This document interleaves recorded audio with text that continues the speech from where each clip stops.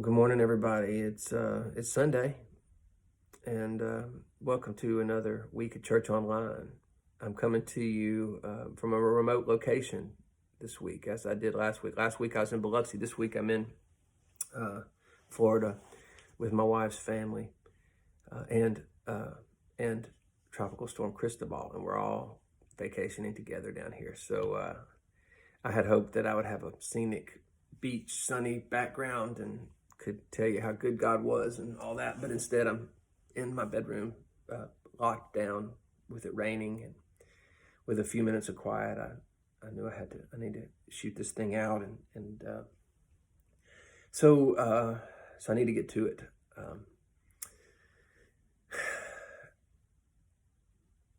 I think a lot of us, the problems that we have in our lives, the problems that we deal with, we don't have problems with the problems we can solve. We like to solve problems, and we can find a problem that we can solve. We solve it, and we feel good about it. We actually get like chemical release, like when we solve problems and we can check things off our to-do list. It's like really good, and that's productivity. But what about the problems that we can't deal with? Men love to solve problems, and men get really, really angry and frustrated when they can't solve problems. And so a lot of times we set out to solve a problem, but then we might not be able to solve it. We realize a bigger problem than we thought, or out of our hands, or beyond our potential. And those kinds of problems get really hard. We have to get other people to help us, and men don't like to ask for help. We have to include other people in the situation. That's really hard.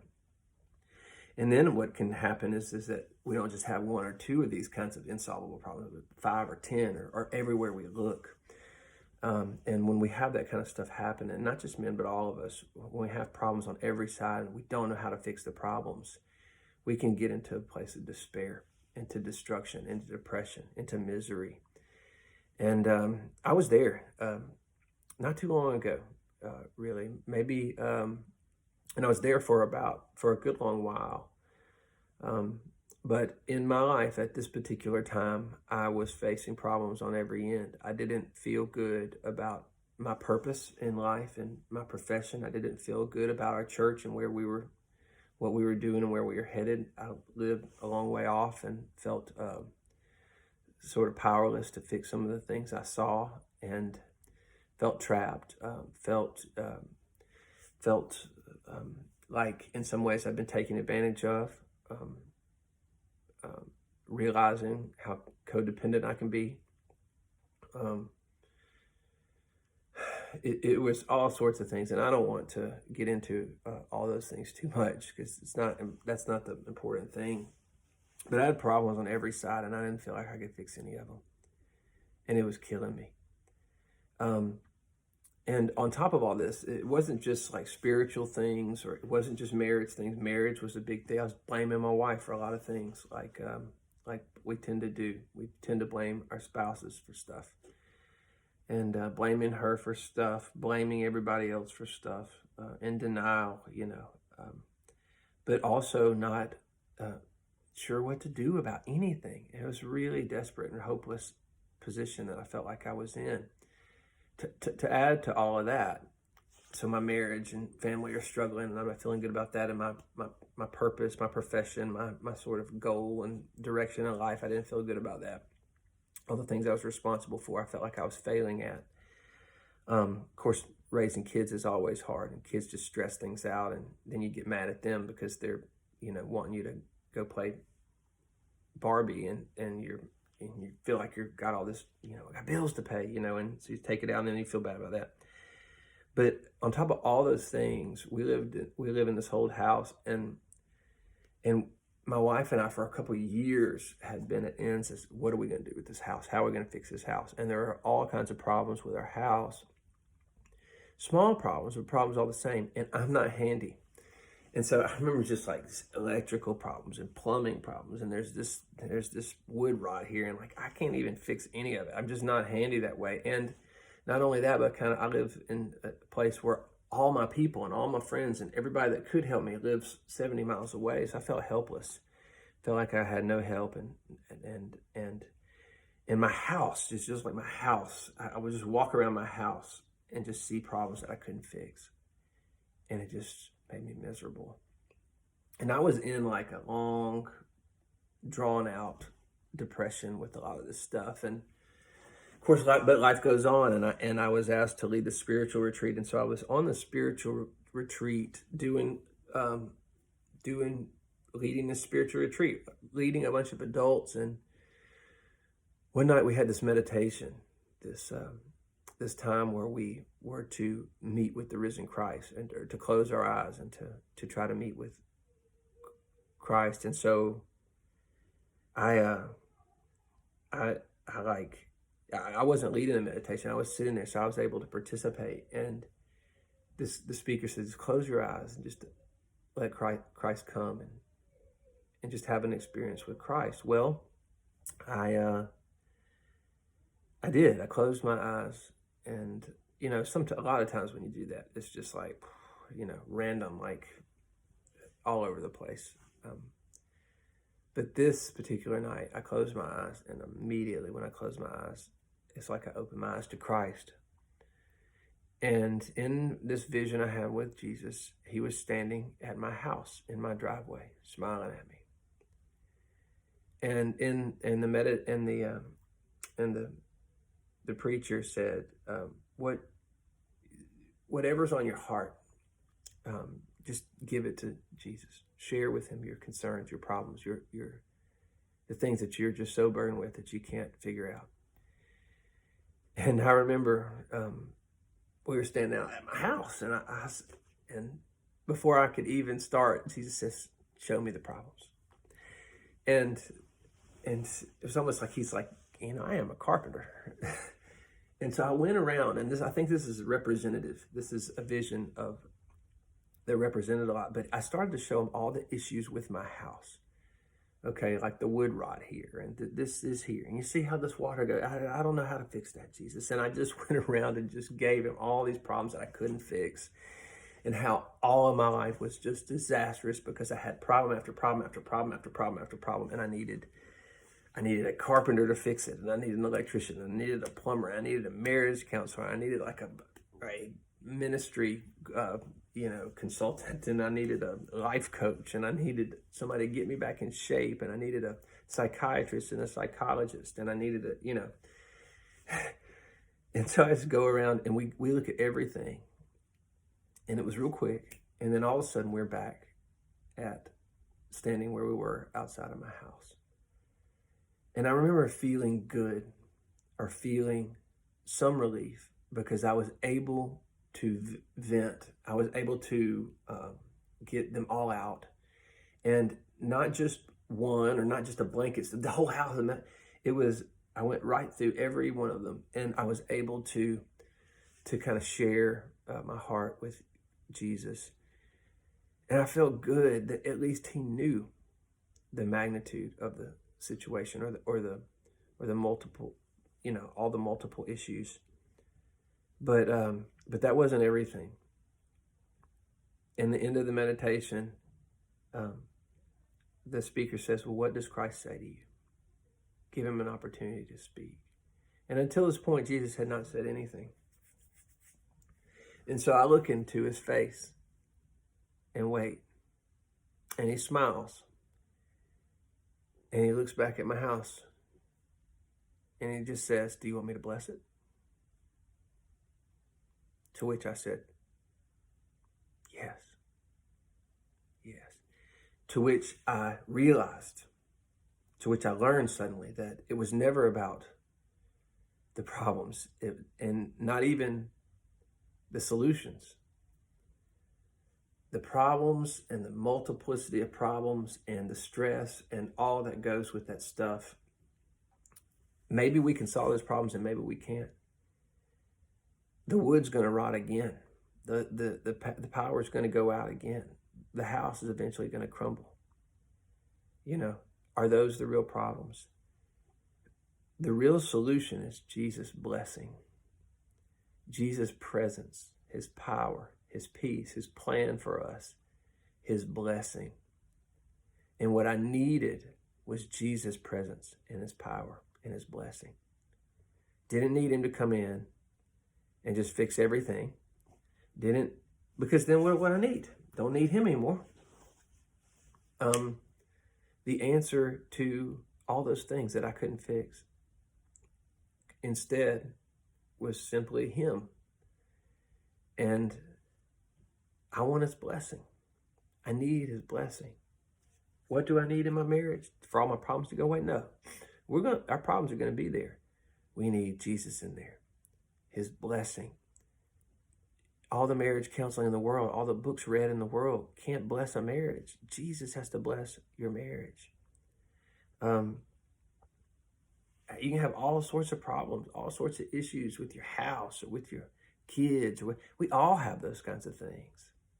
And we're all scrambling around trying to solve our problems. But the problem is when the problems that we can't solve and when the problems get too much and when we don't know what to do, what do we do? And I think the answer comes in simplicity and clarity. Let's ask Jesus in. And what we really need is Jesus' blessing. Because you can have everything going right, but it's not blessed. Right? What's that going to do? And you can have nothing going right except you have God's blessing. And what else did you need? And so I think in times like these where we have problems, we've got a million problems, a million solutions. We're not sure if any of it will work. We have problems compounding on problems. And we can keep trying to fix them. And we should be working. I'm not absolving us from work. But I didn't even know how to start on my problems. I couldn't even see anything because my problems in my mind were so big. But having an encounter with Christ, inviting him in, confessing, going through, dealing with him, showing them to him, casting my burdens on him, saying, Jesus, I don't know how to fix this. I can't do this. You're going to have to take it. That first step, admitting we're powerless and we need a Savior, to have that vision of, oh, wait. You're the vine. I'm the branches. You're the main thing. I'm the secondary. Like, if I just stay in you, then it'll work. But apart from you, I can't do anything. And I feel like in that moment, in that vision, in that time I had with Christ, it was simple. That apart from him, I can do nothing. Apart from him, we're just left up to our own stuff. And man, even the best of us, we don't have that much good in us. We don't have that kind of resource available in our own faculties. We need each other, and we need Christ. And I say this a lot. I've said this even in our quarantine time, but it's just such a profound thing. Jesus went everywhere he was invited. Even when people that he wasn't even called to help, invite him to places like Gentiles. He said, I'm for the lost people of Israel, but he goes with the Gentiles and he heals their sick. He helps them. He goes wherever he's invited. And he stays out of places to some degree. I think he lets things happen in places where he's not invited. Hopefully with redemptive stuff in mind. It sounds cliche, it sounds pathetic, and people can get upset if they want to, but if you leave him out of your marriage, what do you expect your marriage to be? If you leave him out of your home, what do you expect your home to look like? If you don't have prayer in schools, what do you expect schools to look like? If you leave him out of our communities, then what do we expect our community to look like? If we pass laws and create culture that is opposite of God and love and those kinds of things, what will you expect? Because he's given us a very powerful thing, free will, and we can do what we want.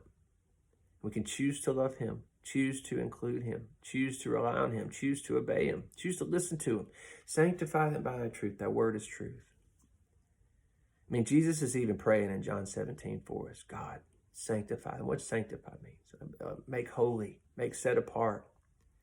Like Jesus desires for us to be good, desires for us to become holy and sanctified like him. He's praying, interceding for us to do that.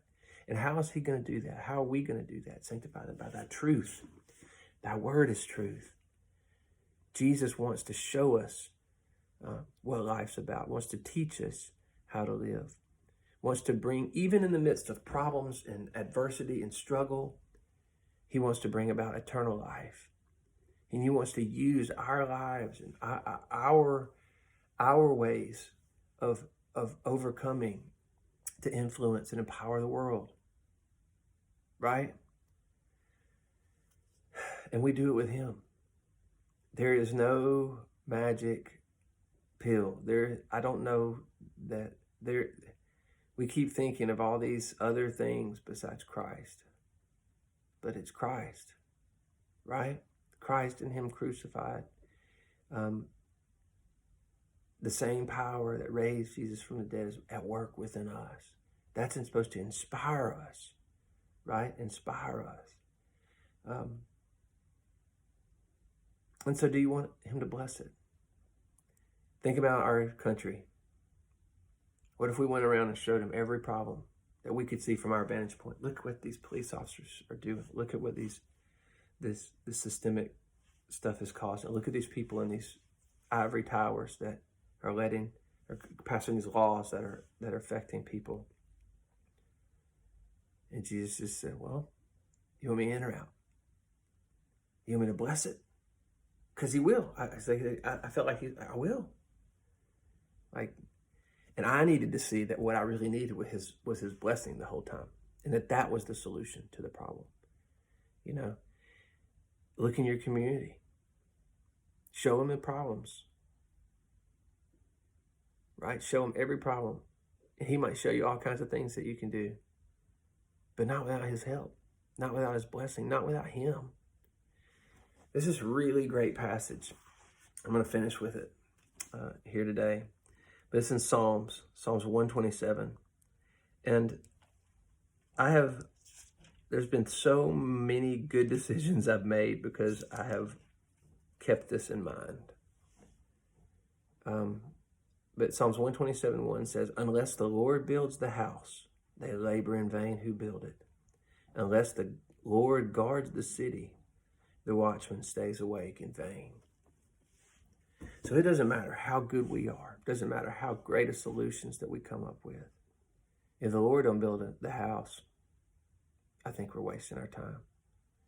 We can have focus groups and support groups and community groups. We can do all sorts of things to organize and to better understand one another. And all that is good. But we could still potentially have Jesus on the outside of all of it. And so my desire for me and my household, for you and yours, my true belief is that Jesus Christ is the hope of the world. That Jesus and the gospel, the good news of Jesus, cuts right to the heart of me and you. It cuts right to our sin. It cuts right to the things that we've done wrong. It wants to address our past, present, and future life. And what is promised is a transformational rebirth. That there is a rebirth, that people can be born of the Spirit, where something was dead is born and made alive. And that life, that internal life, becomes larger and larger and larger and more important until out of us are coming rivers of living water. And people are blessed by it, and communities are blessed by it. And we can lead because we're being led by Christ. We can bless because we're being blessed by Christ. We can be with our brothers and sisters in solidarity because we know that Christ has been with us. In fact, the gospel, if you look at it, is a prism that'll show you how you should respond to every person and every problem that you encounter in this life. The great question for us these days is, do we want Jesus to bless it? Do we want Jesus at all? And if we do, to invite him in. And the second thing that I think that those of us that follow Christ sincerely will want to ask is, what does love require of us? I spoke with a dear African-American friend of mine this week, and I had my question ready. I said, in light of everything that's going on, what do you need from me? And he said to me, Bo, I don't need anything from you. I think you understand, but I appreciate you asking me that. I hope that in your distress and your struggle this week with the mess that the whole world is in, I hope that you'll close your eyes, and maybe you could do it. Maybe you could imagine Christ coming in. And what would that look like? Years ago, I met Rob Bell, and I had a chance to ask Rob Bell some questions. And so I was like, "Hey, Rob, I'm young, and I ain't gone to seminary, and I got this church. I'm trying to figure out like what we should do." And he was like, "I'll tell you what you should do." He's like, "Close your eyes and imagine that Jesus came into your town.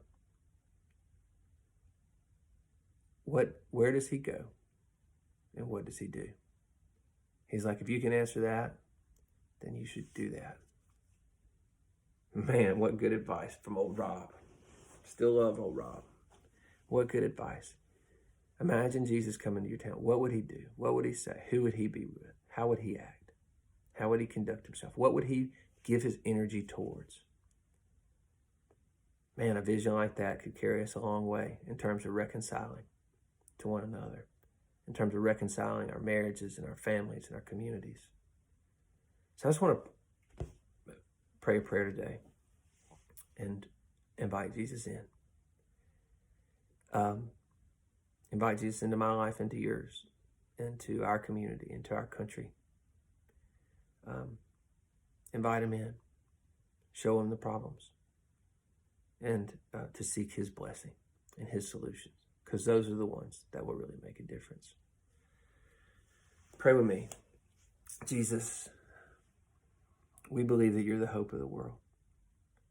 And without you, we will fail. Without you, we can do nothing.